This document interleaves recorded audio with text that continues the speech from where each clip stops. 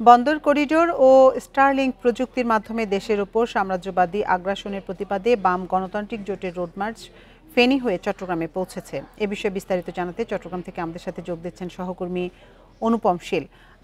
অনুপম, বাম গণতান্ত্রিক জোটের রোড মার্চ তো চট্টগ্রামে পৌঁছেছে, সেখানে তাদের আজকে কোনো কর্মসূচি আছে কিনা?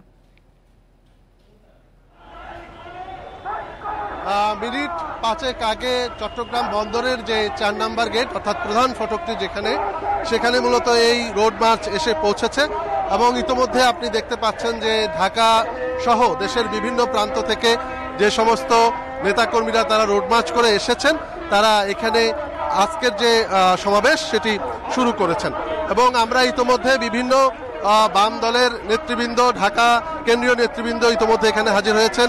শুধুমাত্র ঢাকার নেতৃবৃন্দ এসেছেন তা না, চট্টগ্রাম এবং আশপাশের বিভিন্ন জেলা থেকেও নেতাকর্মীরা এখানে হাজির হয়েছেন।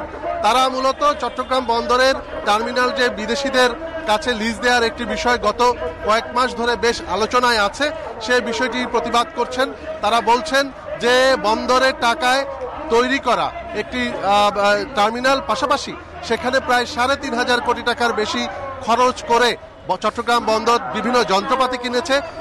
এই ধরনের একটি চলমান টার্মিনাল কোন উদ্দেশ্যে আসলে বিদেশিদের হাতে তুলে দেওয়া হচ্ছে সেই বিষয়টি নিয়ে তারা প্রশ্ন করছেন এবং সেক্ষেত্রে যেই টার্মিনালটি পরিচালনার ক্ষেত্রে দেশীয় অপারেটরদের একটি সুযোগ রয়েছে, তাদেরকে না দিয়ে এইটি কেন বাইরে দেওয়া হচ্ছে সেটি নিয়ে আসলে প্রশ্ন তুলেছেন।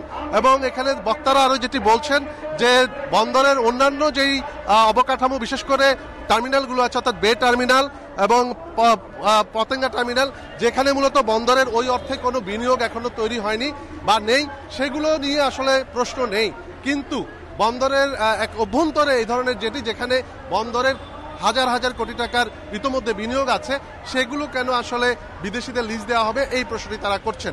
এবং তারা এখন একটু আগেই এখানে সমাবেশটি শুরু হয়েছে, এরপরে আমরা যতটুকু জানি যে তারা বন্দর ভবনের অভিমুখে একটি মার্চ করার কথা রয়েছে।